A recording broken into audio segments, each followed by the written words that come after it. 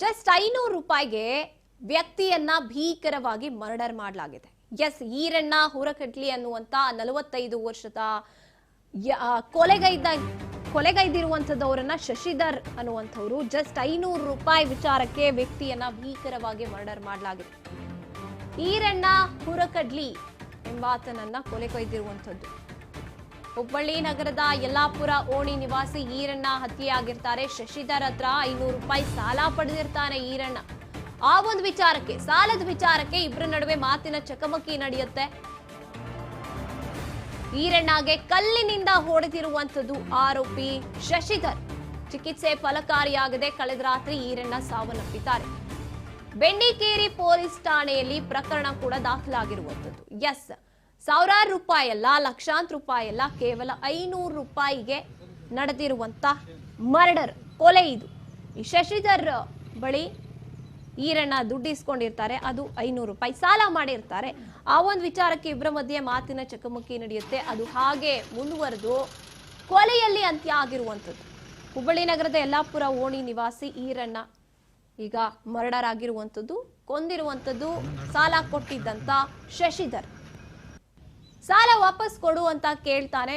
ಆಗ ನಡೆಯುವಂತಹ ಜಗಳ, ಮಾತಿನ ಚಕಮಕಿ ಈಗ ಕೊಲೆಯಲ್ಲಿ ಅಂತ್ಯ ಆಗಿದೆ. ನಿಜವಾಗ್ಲೂ ಕೂಡ ಅದೇನು ಸಾವಿರಾರು ರೂಪಾಯಿ ಅಲ್ಲ ಅಥವಾ ಲಕ್ಷಾಂತರ ರೂಪಾಯಿ ಅಲ್ಲ. ಈಗ ನಡೀತಾ ಇರುವಂತ ಘಟನೆಗಳನ್ನ ನೋಡ್ತಾ ಹೋದ್ರೆ ಆತಂಕ ಹುಟ್ಟುತ್ತೆ. ಯಾವ ಒಂದು ಹಣಕ್ಕೆ ಆಗಿರಬಹುದು ಬೆಲೆ ಎಷ್ಟರ ಮಟ್ಟಿಗಿದೆ, ಒಂದು ಜೀವಕ್ಕಿಂತ ಹೆಚ್ಚಾಗಿ ಹಣಕ್ಕೇನೆ ಬೆಲೆ. ಈಗ ಹಾಗೆ ಆಗಿರುವಂಥದ್ದು ಜಗತ್ತು. ಆದ್ರೆ ಯೋಚನೆ ಮಾಡ್ಬೇಕಾಗುತ್ತೆ, ಆ ವ್ಯಕ್ತಿಯನ್ನ ನಂಬಿಕೊಂಡು ಇಡೀ ಸಂಸಾರ ಇರುತ್ತೆ.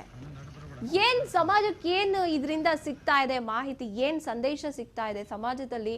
ಸಾಲ ಕೇಳೋದಕ್ಕೂ ಭಯ ಪಡ್ಬೇಕು, ಸಾಲ ಕೇಳೋದಕ್ಕೂ ಭಯ ಪಡ್ಬೇಕು, ಒಟ್ನಲ್ಲಿ ಬದುಕಿರೋಕ್ಕೂ ಭಯ ಪಡ್ಬೇಕಂತ ಪರಿಸ್ಥಿತಿ ನಿರ್ಮಾಣ ಆಗ್ತಾ ಇದೆ.